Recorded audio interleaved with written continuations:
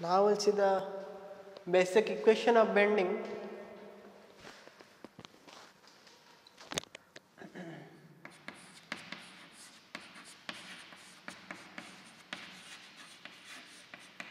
The equation of your bending. That equation, the most important equation you have to remember, that m by I is equal to f by y is equal to E by R. This is the most important relation of this chapter, and in your strength of material this equation has much more use. Okay, so I request the students to remember this equation and the notation also. M means क्या है? Moment या bending moment या it can call moment of resistance. Okay, now first I want to clarify what is moment or bending moment and what is moment of resistance.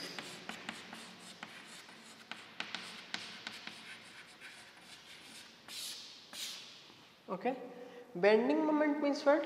The moment which is applied externally, okay, to a body. That is moment, that is external moment. Okay, moment of resistance means what? The body, the moment up to which the body can resist. Okay, मतलब outer तुम apply करोगे इतना moment, अंदर से जितना वो resist कर रहा है वो मोमेंट बोलते हैं moment of resistance, just opposite. Okay, otherwise it can be called the maximum moment it can be applied to a beam.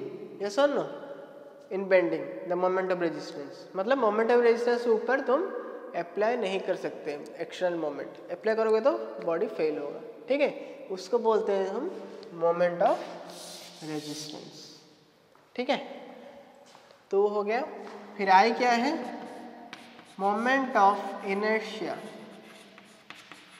पहले पढ़ चुके हो, इसके डिटेल में जाऊंगा नहीं.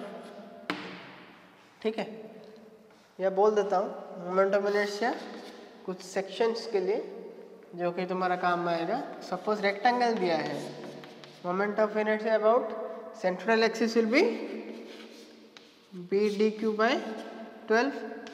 इफ ट्राइंगल दिया है तो क्या आएगा? बी डी क्यू या b h cube by 36. Okay, अगर तुम्हारा सर्कल दिया है तो pi d 4 by 64. These three sections you have to remember. This already I told in the second class of structural mechanics class that these are there in your, you can see in your lecturer all the shape and all the center of gravity and moment of inertia, everything is there. Next, F means bending stress.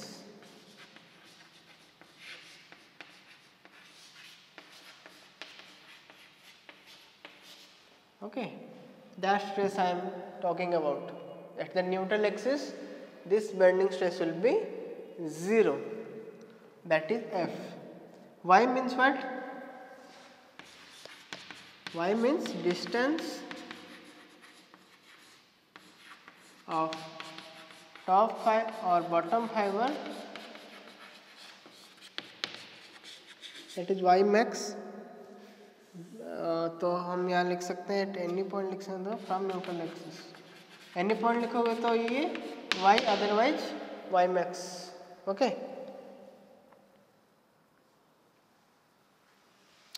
तो next आ गया क्या तुम्हारा E. ये तो सबको पता है, Young's modulus of elasticity.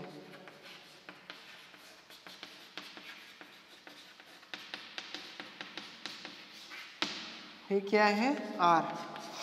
R क्या है? Radius of curvature.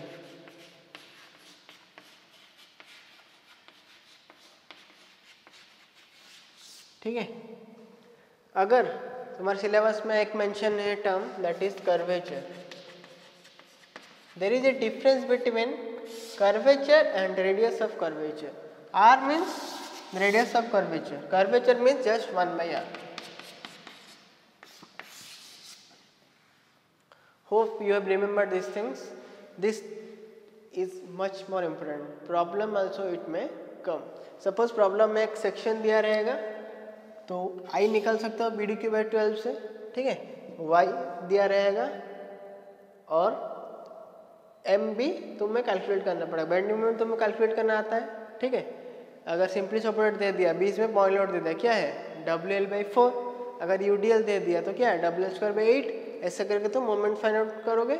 तो ये तीनों आ गया तो तुम्हें पूछेगा व्हाट इज बेंडिंग स्ट्रेस.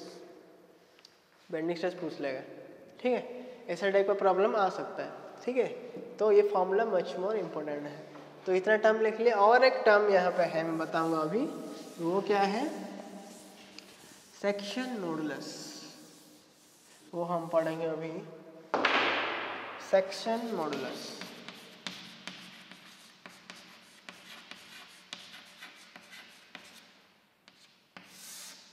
इसका नोटेशन है Z. So what is section modulus? Here also we'll find out M by I is equal to F by Y. So if I do M is equal to F into I by Y, it is okay? Is it okay? Just I took that side. So this will become M equal to Fz. One formula also derived and Z also we calculated. Means Z means what? I by Y. This is section modulus. Okay. Generally Y means I already told, from the top fiber or bottom fiber to the neutral axis means the maximum Y. So if it's confusion you can tell it is maximum. So it is called section modulus. So if one question will come, Z for rectangular section. So what will be rectangular section के लिए क्या है? I by Y. I कितना है? Rectangle के लिए बोला था अभी BDQ/12. Y कितना आएगा? सेंट्रल एक्सिस से टॉप फाइबर. तो देखो ये ऐसे रहता है रेक्टेंगुलर सेक्शन. तो ये हो गया तुम्हारा Y. सेंट्रल एक्सिस से टॉप फाइबर या bottom fibre whatever maximum. So y max कितना होगा? D/2. ऑब्वियस थिंग, हाफ रहता है ना रेक्टेंगल के लिए. तो ये हो गया D/2. तो ये आएगा क्या? BD²/6. ऐसे करके कोई भी सेक्शन में पूछ सकता है तुम्हारा section modulus. Okay. This is all about section modulus Z. So generally section modulus for I section is much more than the other sections. Okay. First I section, then rectangular, then square, then our circular. This one just for information, it may not come in an exam. I section में सबसे ज़्यादा रहता है section modulus का value. उसके बाद रहता है rectangular में, उसके बाद रहता है triangle में, उसके बाद रहता है circular. Okay. So this is the hierarchy you should follow. Okay.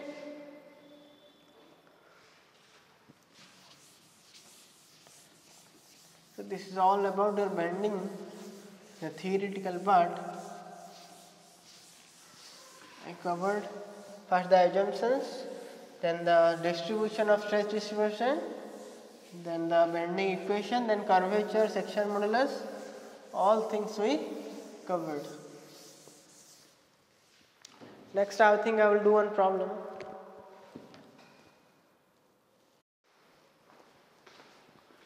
ठीक है. प्रॉब्लम के केस में मैं हर एक एंगल से बता देता हूँ कैसा प्रॉब्लम आ सकता है. हर एक टाइप का सॉल्व कर देंगे तो मेरा इजी रहेगा. सपोज एक सिंपली सपोर्टेड बीम दिया है, सिंपली सपोर्टेड बीम, ठीक है, ऑफ लेंथ सपोज 3 मीटर दिया है, ठीक है, और it is rectangular section cross section two suppose it is 300 mm D 450 mm. Okay, loading rate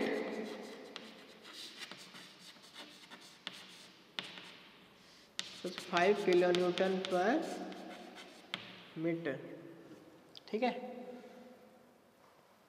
पूछा है बेंडिंग स्ट्रेस कितना है.